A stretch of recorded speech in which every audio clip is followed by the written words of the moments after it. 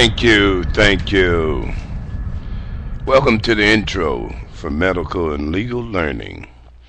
We got a website, www.mm77777.webs.com. We have a blog. I will be blogging, and we want full participation. Lots going on in the medical and legal field, and I have some articles that I'm going to post on this website, and I like some feedback, some input, and some output. You know, um, last week in the news, this woman who happened to be black, very elderly lady, was had filed a complaint against the police for handcuffing her. What do you think about that? Anyway, I do have to announce this disclaimer. I'm not a lawyer. I'm a layman. I have served as a jailhouse lawyer, very successful in that, and but I'm not going to give legal advice, and I'm not a doctor, but I am studying medical assisting, and also in seminary. I formerly worked for the Internal Revenue Service. I was appointed to the Alabama Forestry Commission as a ranger, state of Alabama.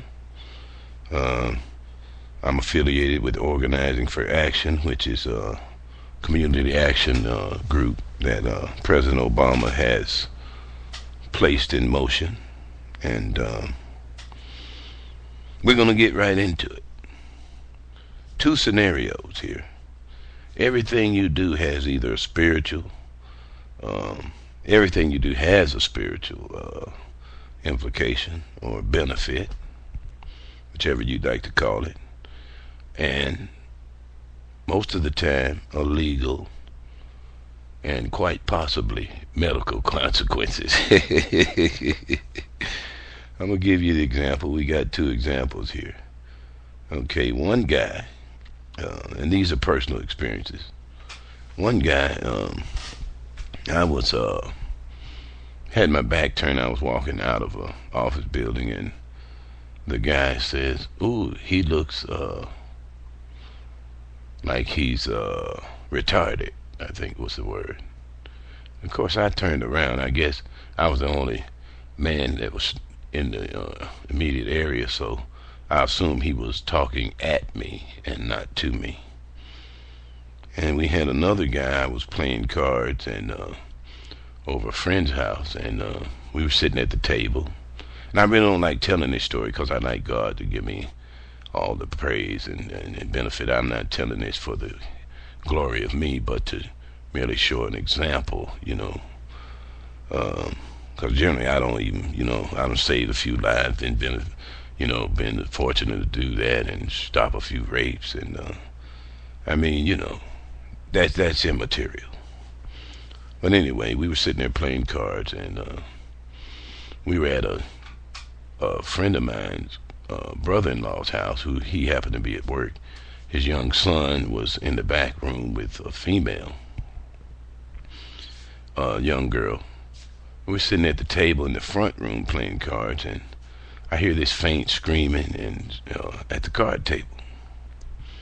So I get up and run to the back of the room, and this guy has slipped away from the card table, and he's attempting to rape this young girl. Now, of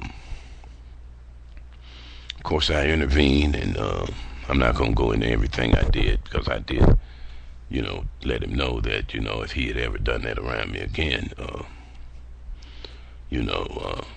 I couldn't be responsible for my actions. And this other guy, so we got two scenarios here, and like I was saying, the other guy was talking at me. So my thing is this, when you been around men, you know that we do have men that border on what we call cowardism. So, a real man is not going to confront another man around other people. He could have said, excuse me, sir, I got something to tell you. Let's go outside. That's what a real man would have done. You know, uh, Matter of fact, I was in a situation where I had, this guy was going off and boom, boom, boom, and I said, come on, man, let's go outside. We were around a crowd. We can go out here and talk. And you can berate me all you want. This guy went back and said, I threatened him and he was afraid of me and this, that, and the other. You see what I'm saying? So most of the time when you're in these situations, you have to realize when someone points the finger at you, they've got three pointed at themselves. Now, you're already even because you know this guy is either not a man or he's going through some type of child tapes or something. But basically they're just cowards. So all right, you're even in the fact you already know this, and then you also know that something's got to be wrong with the guy. So you're already two up on the guy. No need to get into these are two different situations. No need to feed into that. 9 times out of 10, just walk away. Get your tape recorder, a voice activated recorder, and keep it on you so that you can record this type of nonsense, because sooner or later it's going to come back around full circle. But if you leave it in God's hands, trust me, and you pray on it, that's the first thing you should do. God will remove all obstacles, eventually. So first thing, seek some prayer about it.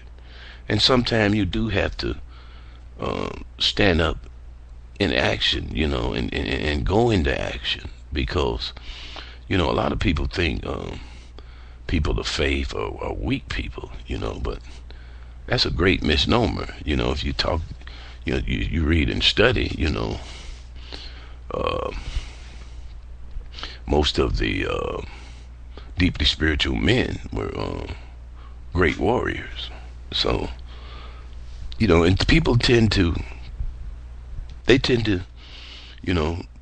look for a spiritual person. I worked for this guy driving the truck for him,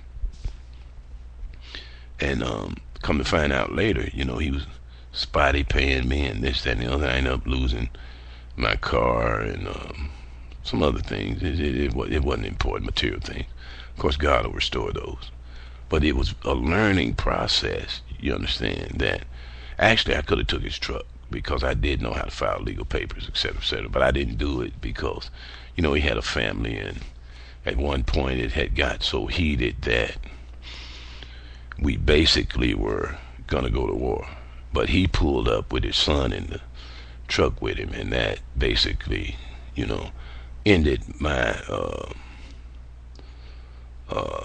what was on my mind at the time, and thank God for that.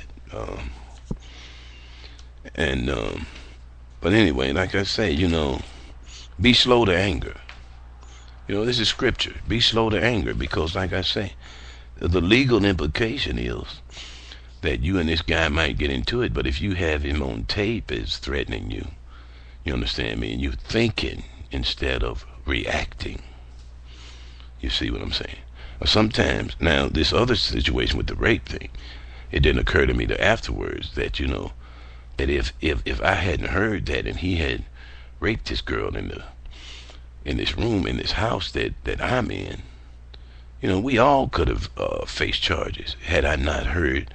By the grace of God, I heard it and I intervened. But the legal implication and the medical implication is, we all could have been shot.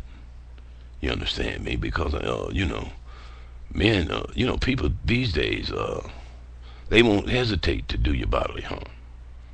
And with all the guns and the great equalizers out there, nobody's afraid of anybody anymore. So, in everything, be slow to anger. Pray first. Think first.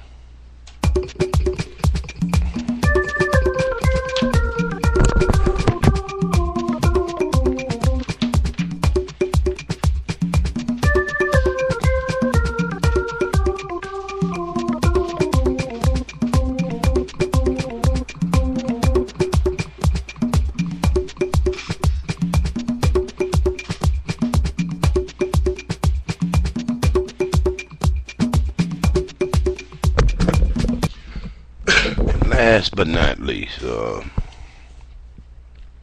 you know, you see on TV now, you've got all these judges and things, and you know, people are suing one another, family suing family, and this, that, and the other.